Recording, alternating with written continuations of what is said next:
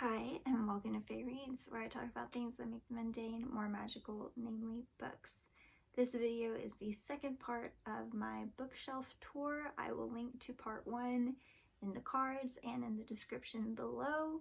And in that video, I give more of an introduction and more of a context for like my bookshelves and like the purpose of this video and everything, so you can go there to learn all of that. If not, just keep watching.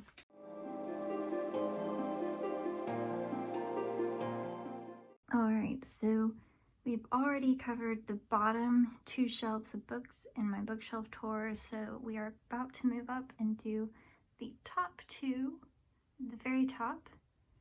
So I'm going to have to step up on my stepladder because I'm a little bit too short. So we'll start here. This is where we left off in the last video. So I have, in this corner, I have this one on display because I love the cover. It's Sarah Hall's The Beautiful Indifference. It's a collection of short stories. And just like in the previous video, I will clarify if I have read the book by saying that I've read it, but most of these you can assume I haven't read them because I'm terrible. This, if you're wondering, this was a gift. It's meant to be a sugar skull, but it's kind of falling apart, and so that's why it's laying flat like this, because I don't really know how to display it because it's broken and kind of fragile, but I don't want to throw it away either, so it just lives here. Then we have Transformations by Ann Sexton. It's a poetry collection. I have read this. Then we have the American Journal of Theology and Philosophy, Volume 28, number 1, from 2007. I wasn't even in college when this was written, but I got it for free when the professors at college was giving these books out. And everything's falling down. Oh man, I can't fix this with one hand. Oh my gosh. Oh my gosh. Everything just fall down. Then we have Heartbreaker by Marissa Meyer, I think is how you say that.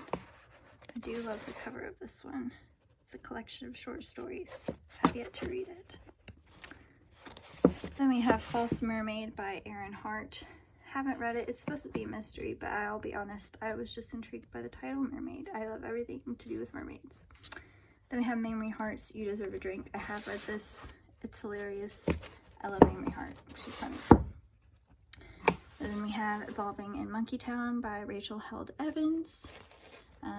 I have read it. I enjoy it. It was pretty instrumental to my evolution in faith, I guess, my coming of age. And Rachel Held Evans has since passed away, so I don't know, it just makes her writing even more special to me. Then we have Bioshock's Rapture, the book edition of the game, pretty much. Or no, it's the prequel. So I have not read it, but I do love the Bioshock world, and I really do want to read it eventually. Then we have Emily Bronte's Wuthering Heights. I love this edition, like very creepy, cute art. I have not actually read Wuthering Heights. I have seen multiple film adaptations, and I enjoy those, but I have yet to read the book. But maybe I will this winter. I think it will be a good winter book. Next we have Zen and the Art of Motorcycle Maintenance by Robert M. Pirsig. Have not read that. Then we have this one, which has a beautiful cover, Under the Pendulum Sun by Jeanette Ng. Really want to read this soon. I've kind of been saving it. I don't know why I'm weird like that. Then we have Soundless by Mead, Rochelle Mead, yes. And yes, this is an ARC. I did not request it. My brother used to work at a bookstore, and they would get ARCs all the time, and if he thought I was interested, or I would be interested, he would give them to me. So yes, this one came out in 2015, so that's obviously out now if you want to purchase it now, but I have yet to read it. Then we have The Vor by B. Catling, Nameless by Lily St. Crow, You're Never Weird on the Internet Almost by Felicia Day. Have not read this one yet, but I do love Felicia a lot. Then we have The Rage Against God by Hitchens, not Richard. It's his brother Peter. Or I think it's brother. They might be cousins, but I'm pretty sure they're brothers. And you can see I've partially read it, just like all my other nonfiction. Then we have Adulting by Kelly Williams Brown. Have not read it. Which, like, I'm almost 30. I keep, like, putting it off for some reason, but, like, I'm pretty much an adult. I don't know why. I don't know why I am the way I am. Then we have Hyperbole and a Half by Ali Brosh. I know she just came out with a new book. I really want to get my hands on that one, but this one is great. If you're not an Ali Brosh fan already, you should at least check out her book. It's awesome. Then I have some fairy tales that I bought in my UK and Ireland trip, which I mentioned in part 1 of the tour. So we have Scottish folk tales that I obviously bought in Scotland. And then the Book of Fairy and Folk Tales of Ireland. I bought these in just like typical tourist shop places. Like one of them I'm pretty sure I got in a cathedral. They're just like, I don't know how authentic they are, but you know, I love fairy tales, so I couldn't resist them. Then we have The Fair Fight by Anna Freeman. Haven't read this one, but I do love the cover. It's gorgeous. Then we have a couple Spanish books. We have La Ladrona de Libros by Marcus Zusak. That's the book thief, obviously. Well, maybe not obviously, but if you can't tell from the author and the cover, it's the book thief. I have partially read it. I struggle at reading in Spanish. Sometimes it's hard for me in English, but yeah, it's even more difficult in Spanish because it's a bit of a chore. Sometimes I may have to look up words because, like, I really don't understand what's going on. And, you know, I'd rather be reading in English where I don't have to do that in my free time. So if any bilingual people are watching this and you also struggle at reading in your second language or, you know, other languages you've learned, let me know how you overcome that. Then we have, okay, I did kind of lie earlier. I forgot about this book. I do have Goblet of Fire in Spanish. So this is Harry Potter y el Cáliz de Fuego, which is Goblet of Fire. I do like this book. This is my favorite of all the Harry Potter books. So I'm okay with owning this one. But I have not read it in Spanish. Then we have, I'm going to go down here. I think this is easier for me to film from this angle. This is much better. We have Silver in the Wood, or no, Silver on the Road by Laura Ann Gilman. Love the cover of this one, but another one I have not read. Then we have Redder Than Blood by Tanith Lee. Another beautiful cover. The Book of You by Claire Kendall. This is a book that I always get confused with You, but hopefully, I haven't read this one. Hopefully I like this one better than You. Then we have The Leaving by Tara Altebrando. Then we have Ruth Ware's The Woman in Cabin 10. Then we have The Golem and the Jinni by Helene Wecker. Haven't read it, but I do love, you know, fairy tale creatures, folklore, anything to do with that, and golems and Jinni. It just sounds right up my alley. Have Take This Bread by Sarah Miles. I have partially read this one. Half Wild, another short story collection by Robin MacArthur. And then this one was a gift. Haven't read it, but honestly I'm kind of proud to have it on my shelves.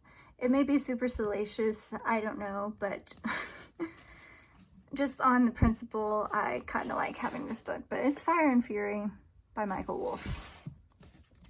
Then we have Emily Croy Barker's The Thinking Woman's Guide to Real Magic. It's a very beautiful book. I've tried reading this, and it was just really slow. I'm almost halfway through, but I had to abandon this because I just, like, couldn't bring myself to go any further. It had a lot of promise, but I keep saying, you know, I'll go back to it one day. So if you've read this one, let me know if it's worth it. And then one of my all-time favorites, Jane Eyre by Charlotte Bronte. Excellent, excellent, excellent. I do want to get better editions. I just found this one at a thrift store. It has the tree on it. I mean, it's fine. I love trees. It's a very, like, classic, sleek looking book, but I would like to, like, collect good editions of Jane Eyre. Then we have The Book of Joan by Lydia Joknovic. Sci-fi book. Seems really interesting. Haven't read it. Then we have From the Forest by Sarah Maitland. This book is, like, having to do with, like, forests and how they influence fairy tales and things like that. I have partially read this. Something that I struggled with when reading it is this is very, like, she's a UK writer, and so, like, all the forests that she's mentioning are in the UK, and I just felt kind of out of the loop every time she'd be talking about things. And, you know, I had no experience of those forests or ways to contextualize it, but, you know what, maybe I'll try it again one day. Then we have Our Lady of the Ice by Cassandra nope. I'm trying to watch in my viewfinder. Cassandra Rose Clark. It's another sci-fi novel. We have Luckiest Girl Alive by Jessica Knoll. Then, this is another gift. The BBC Doctor Who Anthology of Stories from All 12 Doctors. I haven't read a single story though. Then we have The Ultimate History of Video Games. I think I read like maybe one section or chapter of this, and that's it. Then I have a few comics. I have Fables Volume 3. Can't remember what volume it is, but there's Fables Storybook Love, and then Fables March of the Wooden Soldiers. There we go. Sorry, my tripod's getting heavy. I'm not used to this. Then we have The Chilling Adventures of Sabrina. I've read this one, or I should say I haven't read the Fables comics yet, but I have read the Sabrina comic. This is the first one in the series, or the first book of the series. Didn't like the comics so much. I have watched the Netflix series. I like the Netflix series better, to be honest. Then I have an adult coloring book because we all went through that phase, right? Remember when adult coloring was like getting popular? I thought I was going to get into it, but turns out, no, I'm not a colorer. This is a notebook, but it's here because I've kept it because this was like a journal that I used on my first trip abroad when I studied abroad in Costa Rica when I was like 19. So it's kind of, I keep it for sentimental reasons. Then we have another Spanish textbook, but this one's all the way up here because of its size, because this is the widest or tallest shelf on my bookshelf. Oh, it's called Una Vez Más, just for anyone who's wondering.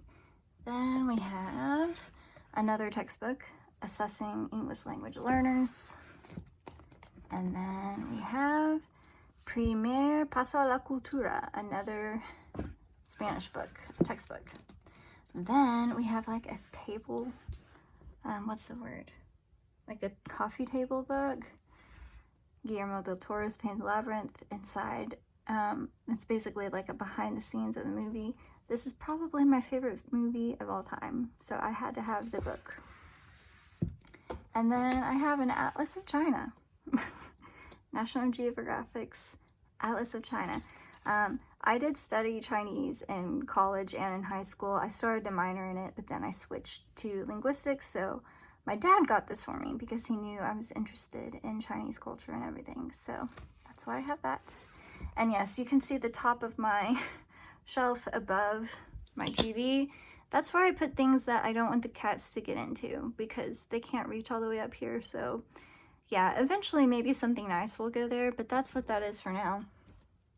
So now we're going to move up to the very top shelf, and hopefully I will not fall while I do this. So up here, I've mostly got small books up here. So this is Play It. It's a book of games, like, you know, party games. It's very old, as you can see. Don't really know why I keep it. It's not like I'm having tons of parties, especially in COVID times, but anyway. Then we have Shine, Shine, Shine. This is another ARC that I got from my brother when he worked in the bookstore.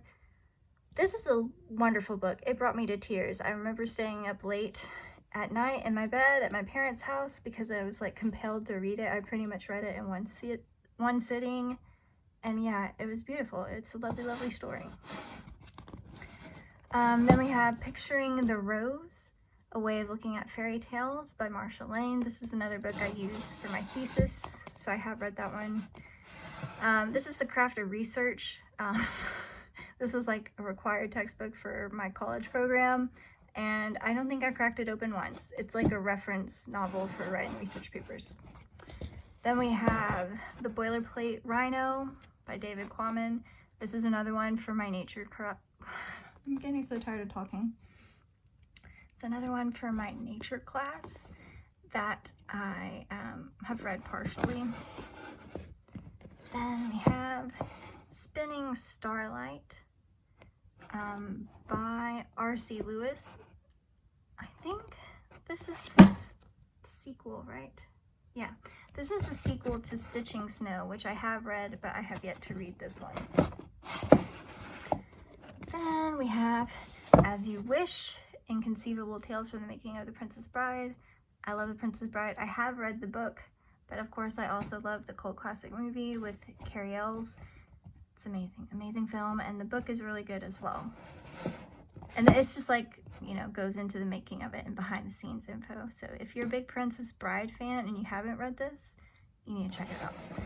Then we have a book with an expletive in the title, so please excuse, but it's poopy, rough drafts, but it's just like, I actually don't think I've read this, but it's supposed to be a comedy, kind of like poking fun at what the rough drafts of pop culture might have looked like. Then I have a 2009 guide to Disney World because I went to Disney World in high school with the band, the high school band I was in. And I have it still mostly just for sentimentality reasons. I have yet to go to Disney World since, so it's just makes me think of a fun place. And I have a map for Edinburgh when I went on my UK and Ireland trip. Again, I don't really have use for this, but I keep it for sentimental reasons.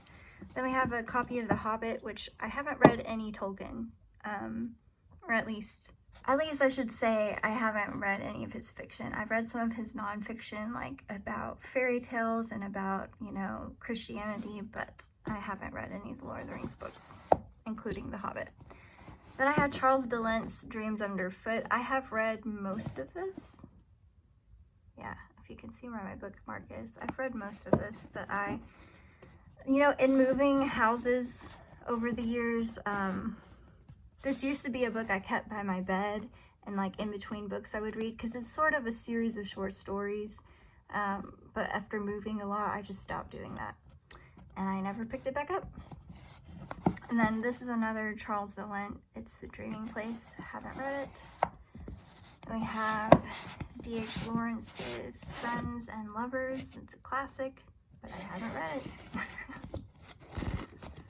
Then, okay, this bookmark is getting in the way here. This is Agatha Christie's The Labors of Hercule, and it's got this really retro bookmark because this was given to me by my brother, and so this copy's probably from the 80s, but I haven't read it. I haven't read any Agatha Christie, which is a shame because I've watched a lot of like BBC adaptations over the years, and I love her.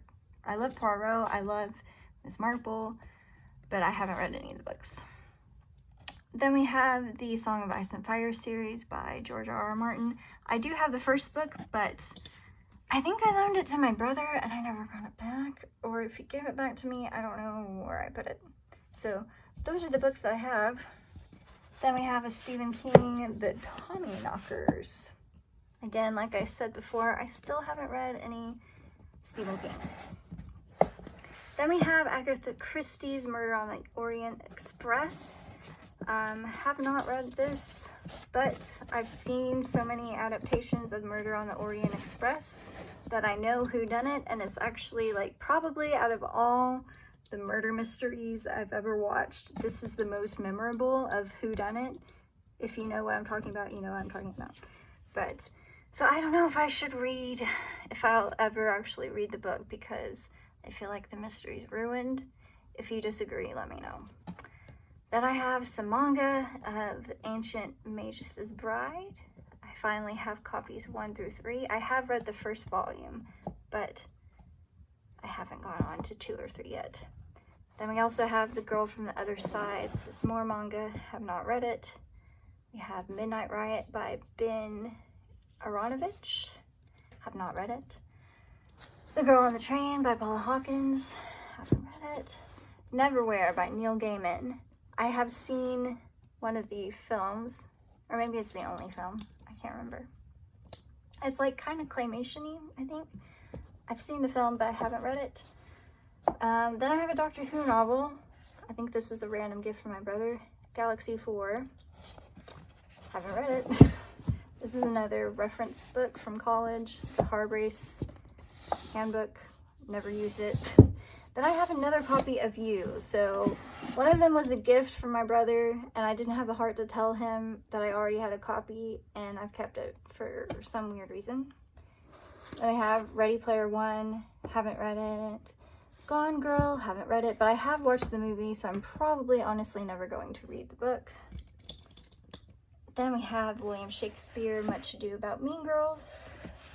We have, if y'all remember Ask a Ninja, it used to be a thing on the internet, I think. That just shows how old this book is. This is very like high school humor for me. It's the Ninja Handbook. Do you remember? Did everyone else go through that phase where like everyone in high school would like make ninja jokes? I don't know, that was like early high school for me. Then we have The Merry Spinster by Mallory Ortberg. I have read this. I love it. It's wonderful. I love her style as a writer. She's super, super talented. Excuse me. Mallory Ortberg was her name before she transitioned. So she is now writing as, oh, what's his name? Oh my gosh, I'm totally blanking. But I didn't mean to misgender him. He is transgender. And I have read his memoir recently. I'll edit it in, but he's still a very, very talented writer, and everyone should check out his writing. Then we have, I'm Thinking of Ending Things by Ian Reid. Have read this, did a video, or I mentioned it in a wrap-up recently. It's okay. Then we have Gwendy's Button Box by Stephen King and Richard Chismar. Annihilation by Joe Vandermeer. Final Girls by Riley Sager. In a Dark, Dark Wood by Ruth Ware. An Uninvited Guest. And then we have a box set of the first 3 Witcher books. So we have Blood of Elves, Time of Contempt, and Baptism of Fire, all by Andrzej Sapkowski. Then we have more kind of filler books to fill in the space here. What's on the bottom is a map of Great Britain and Ireland. Again, that was given to me on my trip, as if I know how to read a map. It was completely useless for me. Well, I take that back. I think we did use this a few times, but it was other people on the trip with me that were actually reading it. And then this is a family cookbook. And then we have this little cute little booklet. It's The History of England by a Partial, Prejudiced, and Ignorant Historian by Jane Austen.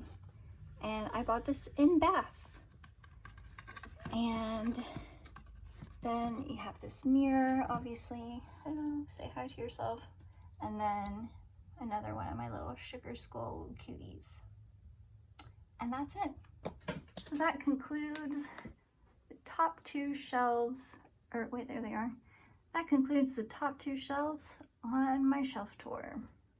And that concludes my bookshelf tour. I hope you enjoyed getting a closer look at the books that are on my shelves.